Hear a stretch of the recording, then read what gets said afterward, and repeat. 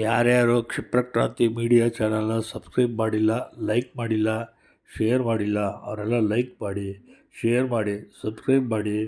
ವಿಡಿಯೋನ ಓಡಿಸಿ ನೋಡಿದ್ರೆ ಪೂರ್ತಿ ವಿಡಿಯೋ ನೋಡಿ, ನಿಮಗೆ ಪೂರ್ತಿ ಅರ್ಥ ಆಗುತ್ತೆ. ಕಾನೂನನ್ನು ರಕ್ಷಣೆ ಮಾಡೋದು ಮುಖ್ಯ. ಅವರು ಯಾವುದೇ ಪಕ್ಷಕ್ಕೆ ಸೇರಿರಲಿ, ಯಾವುದೇ ಸಮುದಾಯಕ್ಕೆ ಸೇರಿರಲಿ, ಸಮಾಜದಲ್ಲಿ ಶಾಂತಿಯನ್ನು ಕಾಪಾಡಬೇಕು ಅಂತಲೇ ಪೊಲೀಸ್ ಇಟ್ಟಿದ್ದಾರೆ.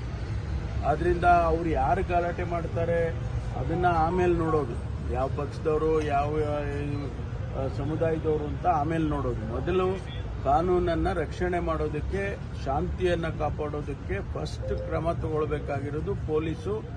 ಆ ಕೆಲಸವನ್ನ ಮುರಾಜಿಲ್ಲದೆ ಮಾಡಬೇಕು.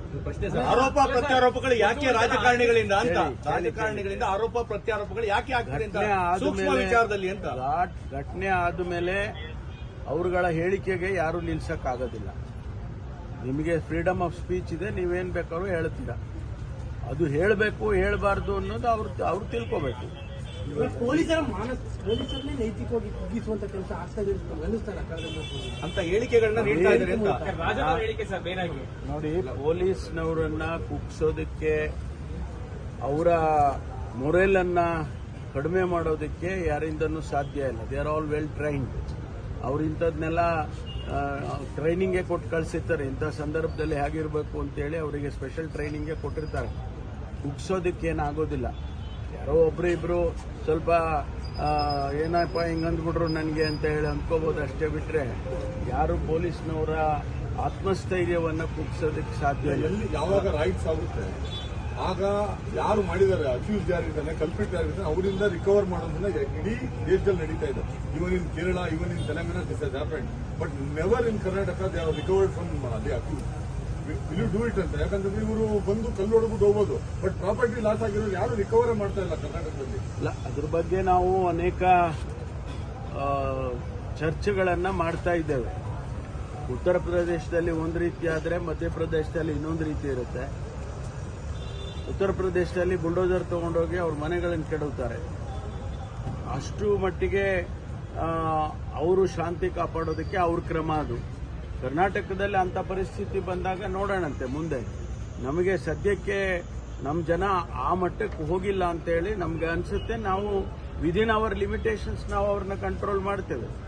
ಅದರಲ್ಲಿ ಏನು ತೊಂದರೆ ಇಲ್ಲ. ನಮ್ಗೆ ಹೈಯೆಸ್ಟ್ ಡೆನ್ಸಿಟಿ ಇರುವಂತ ಉದಯಗಿರಿ ಪೊಲೀಸ್ ಸ್ಟೇಷನ್ನಲ್ಲಿ ನಡೆದಂಥ ಘಟನೆ ಬಗ್ಗೆ ಈಗಾಗಲೇ ತಮಗೆಲ್ಲ ಅನೇಕ ವಿಚಾರಗಳನ್ನು ತಾವೆಲ್ಲ ಇಡೀ ದೇಶಕ್ಕೇನೆ ತಿಳಿಸಿದ್ದೀರ. ನಾನು ಇವತ್ತು ಬಂದಿರತಕ್ಕಂಥ ಉದ್ದೇಶ, ಈ ಘಟನೆ ಯಾಕಾಯಿತು ಮತ್ತು ಯಾರಿಂದ ಆಯಿತು ಅಂತೇಳಿ ಏನೇನು ತನಿಖೆ ಮಾಡೋದಕ್ಕೆ ಆದೇಶ ಮಾಡಿದ್ದೇವೆ. ಹಾಗಾಗಿ ನಾನು ಕೂಡ ಈ ಸ್ಟೇಷನ್ಗೆ ವಿಸಿಟ್ ಮಾಡಿ ಫಸ್ಟ್ ಹ್ಯಾಂಡ್ ಇನ್ಫಾರ್ಮೇಷನ್ ಏನಿದೆ ಅಂತ ಹೇಳಿ ತಿಳ್ಕೊಳ್ಳೋದಕ್ಕೆ ಬಂದಿದ್ದೆ. ಅಧಿಕಾರಿಗಳು ನನಗೆ ಎಲ್ಲ ವಿಚಾರಗಳನ್ನು ತಿಳಿಸಿದ್ದಾರೆ. ಮೇಲ್ನೋಟಕ್ಕೆ ಅವರಿಗೇನು ಮಾಹಿತಿ ಇದೆ ಅದೆಲ್ಲವನ್ನು ಕೂಡ ನನಗೆ ಹೇಳಿದ್ದಾರೆ. ಆದರೆ ಈಗಾಗಲೇ ನಾವು ತನಿಖೆಯನ್ನು ಆದೇಶ ಮಾಡಿರೋದ್ರಿಂದ ಯಾವುದು ಕೂಡ ನಾನು ತಮಗೆ ವಿಷಯಗಳನ್ನು ಹೇಳೋದಕ್ಕೆ ಸಾಧ್ಯ ಆಗೋದಿಲ್ಲ. ಇದಕ್ಕೇನು ಕ್ರಮ ತಗೋಬೇಕು ಅದನ್ನು ಖಂಡಿತವಾಗಿ ತಗೊಳ್ತೇವೆ. ಯಾರು ಈ ಘಟನೆಗೆ ಸಂಬಂಧ ಇದ್ದಾರೆ ಅವರಿಗೆ ಕಠಿಣವಾದಂಥ ಕ್ರಮವನ್ನು ಕೂಡ ತಗೊಳ್ತೀನಿ. ನಾನು ಈಗಾಗಲೇ ಘಟನೆ ಆದ ದಿವಸನೇ ನಾವು ಆದೇಶ ಮಾಡಿದ್ದೇವೆ. ಯಾರು ಇದಕ್ಕೆ ಪೊಲೀಸ್ನವರಿಗೆ ಮತ್ತು ಪೊಲೀಸ್ ವೆಹಿಕಲ್ಸ್ಗೆ, ವಾಹನಗಳಿಗೆ ಜಖಂ ಮಾಡಿದರು ಮತ್ತು ಪೊಲೀಸ್ನವರಿಗೆ ಕಲ್ಲು ಹೊಡೆದಿದ್ರು, ಇದೆಲ್ಲವನ್ನು ಕೂಡ ಈಗಾಗಲೇ ಅವ್ರ ಮೇಲೆ ಕ್ರಮ ತಗೋಬೇಕು ಅಂತೇಳಿ ನಾನು ಮೊನ್ನೆ ಆದ ದಿವಸನೇ ಸೂಚನೆ ಕೊಟ್ಟಿದ್ವಿ. ಹಾಗಾಗಿ ಇವತ್ತು ಅದು ಮುಂದುವರೆದಿದೆ. ಈಗಾಗಲೇ CCTV ಫುಟೇಜ್ನಲ್ಲಿ ಯಾರೆಲ್ಲ ಕಾಣಿಸಿದ್ದಾರೆ ಅವ್ರನ್ನ ಗುರುತು ಹಚ್ಚಿ ಅವ್ರ ಮೇಲೆ ಕ್ರಮ ತಗೊಳ್ಳೋದಕ್ಕೂ ಕೂಡ ಪೊಲೀಸ್ ಮುಂದಾಗಿದೆ. ಕಾನೂನನ್ನು ಕೈಗೆತ್ತಿಕೊಳ್ಳೋಕ್ಕೆ ಯಾರಿಗೂ ಕೂಡ ನಾವು ಬಿಡೋದಿಲ್ಲ. ಅವ್ರು ಯಾರೇ ಎಷ್ಟೇ ಬಲಿಷ್ಠವಾಗಿದ್ದರೂ ಕೂಡ ಈ ದೇಶದ ಈ ನೆಲದ ಕಾನೂನನ್ನು ರಕ್ಷಣೆ ಮಾಡಬೇಕಾದದ್ದು ನಮ್ಮ ಕರ್ತವ್ಯ. ಅದನ್ನು ಯಾವುದೇ ಮುಲಾಜಿಲ್ಲದೆ ಮಾಡ್ತೇವೆ. ಒಬ್ಬ ವ್ಯಕ್ತಿ ಯಾರೋ ತಪ್ಪು ಮಾಡಿದ್ದಾನೆ ಅಂದರೆ ಆ ತಪ್ಪಿಗೆ ಕ್ರಮ ತಗೊಳ್ಳೋದಕ್ಕೆ ಪೊಲೀಸ್ ಇದೆ, ಸರ್ಕಾರ ಇದೆ. ಅದನ್ನು ಹೊರತುಪಡಿಸಿ ಬೇರೆಯವರು ಯಾರೂ ಕೂಡ ಕಾನೂನನ್ನು ಕೈಗೆತ್ತಿಕೊಳ್ಬಾರ್ದು. ಕೈಗೆತ್ತಿಕೊಳ್ಳೋದಕ್ಕೂ ಕೂಡ ನಾವು ಬಿಡೋದಿಲ್ಲ.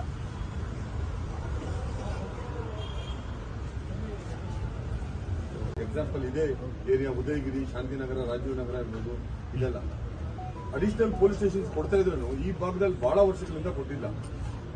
ನನಗೆ ಒಂದು ಉದಯಗಿರಿ ಪೊಲೀಸ್ ಸ್ಟೇಷನ್ ಲಿಮಿಟ್ನಲ್ಲಾಗಲಿ ಅಥವಾ ಜನರಲ್ ಆಗಿ ನಾನು ಮನವಿ ಮಾಡಿಕೊಳ್ತಕ್ಕಂಥದ್ದು ಜನಸಮುದಾಯಕ್ಕೆ, ನೀವು ಇಂಥ ಸಂದರ್ಭದಲ್ಲಿ ಪೊಲೀಸ್ನವರಿಗೆ ಸಹಕರಿಸಬೇಕು.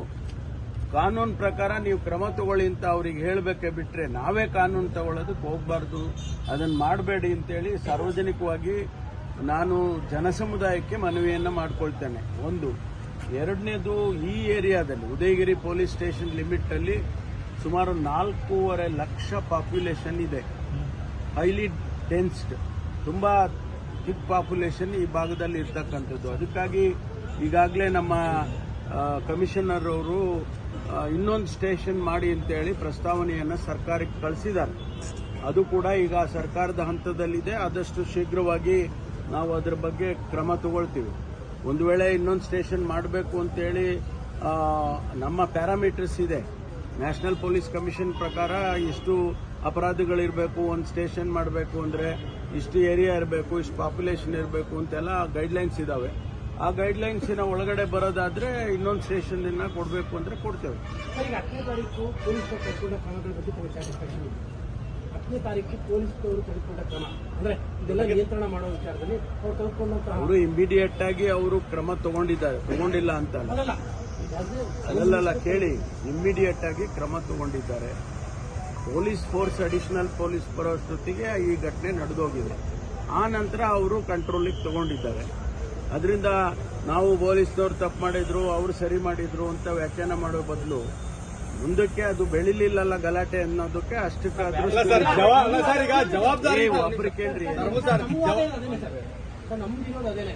ಪೊಲೀಸ್ನವರ ಕ್ರಮಗಳು ಸರಿಯಾಗಿದ್ದು, ಆದರೆ ಸಚಿವರುಗಳು ಪೊಲೀಸರ ಕ್ರಮಗಳೇ ಸರಿಯಿಲ್ಲ ಅನ್ನೋ ರೀತಿ ಮಾತಾಡ್ಬೇಕು. ಆ ಹೇಳಿಕೆಗಳಿಗೆಲ್ಲ ನಾನು ಪ್ರತಿಕ್ರಿಯೆ ಮಾಡಕ್ ಹೋಗಲ್ಲ. ನಾನು ಜವಾಬ್ದಾರಿ ಸ್ಥಾನದಲ್ಲಿರೋನು, ಪೊಲೀಸ್ ಇಲಾಖೆಯನ್ನು ನಡೆಸ್ತಾ ಇರ್ತಕ್ಕಂಥವನು. ಬೇರೆಯವ್ರು ಯಾರು ಅವರು ಹೇಳಿದ್ರು ಹಿಂಗೆ ನೀವೇನು ಹೇಳ್ತೀರಾ ಅನ್ನೋದಕ್ಕೆಲ್ಲ ನಾನು ಸಬ್ಸ್ಕ್ರೈಬ್ ಆಗೋದಿಲ್ಲ. ನಾವು ಇಲ್ಲಿ ಏನು ಕೆಲಸ ಮಾಡಬೇಕು ಪೊಲೀಸ್ನವರಿಗೆ ಸೂಚನೆ ಕೊಟ್ಟಿದ್ದೇನೆ. ಆ ಕೆಲಸವನ್ನು ಅವರು ಮಾಡಿದ್ದಾರೆ. ಒಂದಿಷ್ಟು ಅವರು ನಿಧಾನ ಆಗಿದೆ ಅಂತ ಹೇಳಿದ್ರೆ ಇಲ್ಲಿ ಪೊಲೀಸು ಅಡಿಷನಲ್ ಫೋರ್ಸ್ ಬರೋಷ್ಟೊತ್ತಿಗೆ ಘಟನೆ ನಡೆದಿದೆ. ಬಂದಾದ್ಮೇಲೆ ಕಂಟ್ರೋಲಿಗೆ ತಗೊಂಡಿದ್ದಾರೆ. ಅದೇ ಸರ್, ಈಗ ಜವಾಬ್ದಾರಿಯುತ ಸ್ಥಾನದಲ್ಲಿ ಇರುವಂತವ್ರೆ ಈ ರೀತಿ ಮಾತು ಬೇರೆ ಮೆಸೇಜ್ ಹೋಗ್ತದೆ ಅಂತ ಅಷ್ಟೇ ತಮ್ಮನ್ನು ಕೇಳ್ತಾ ಇರೋದು. ಅಂತವ್ರಿಗೆ ತಾವು ತಿಳಿ ಹೇಳುವಂತ ಕೆಲಸ ಆಗುತ್ತಾ? ನೀವು ಕೇಳಿದ ತಪ್ಪು ಅಂತ ನಾನು ಹೇಳ್ತಿಲ್ಲ. ನಾವು ಹೆಡ್ ಆಫ್ ದಿ ಫ್ಯಾಮಿಲಿ ಅಂತವ್ರಿಗೆ ಏನಾದ್ರು ಕಿವಿ ಮಾತು ಹೇಳ್ತೀರಾ? ದಯವಿಟ್ಟು ಈ ರೀತಿ ಮಾತಾಡಬೇಡಿ ಅಂತ ಸಂದರ್ಭ ಬಂದಾಗ ಹೇಳ್ತೀನಿ. ತಾವ್ ಹೇಳಿದ್ರೆ ಅಟ್ಲೀಸ್ಟ್ ಅವ್ರು ತಿಳ್ಕೊಬಹುದು ಅಂತ ಅಷ್ಟೇ. ಯಾಕಂದ್ರೆ ನಾವು ಸ್ಥಳೀಯವಾಗಿದ್ದು ಅವತ್ತಿನ ಪರಿಸ್ಥಿತಿಯನ್ನ ನಾವು ನೋಡಿದ್ದೀವಿ ಸರ್. ಇಲ್ಲಿ ಒಂದು ನಾನು ಇಷ್ಟೇ ಅಲ್ಲೆಲ್ಲೋ ಮಾಡೋದು, ಕೂತ್ಕೊಂಡು ಅವ್ರು ಮಾತಾಡ್ತಾರೆ ಅಂತ ಅಷ್ಟೇ. ಇಷ್ಟೇ ನಾನು ಹೇಳೋದು, ಇದರಲ್ಲಿ ರಾಜಕೀಯ ಮಾಡಬಾರ್ದು. ಯಾರೇ ಆಗ್ಲಿ, ಯಾವ ಪಕ್ಷದವರೇ ಆಗ್ಲಿ, ಇದರಲ್ಲಿ ರಾಜಕೀಯ ಮಾಡುವಂಥದ್ದು ಏನಿಲ್ಲ. ಇಲ್ಲಿ ರಾಜಕೀಯ ಮಾಡಬಾರ್ದು. This is only related to law and order situation. ಅಷ್ಟು ಬಿಟ್ರೆ ಇಲ್ಲಿ ಯಾವ ರಾಜಕೀಯನೂ ಮಾಡಬಾರ್ದು.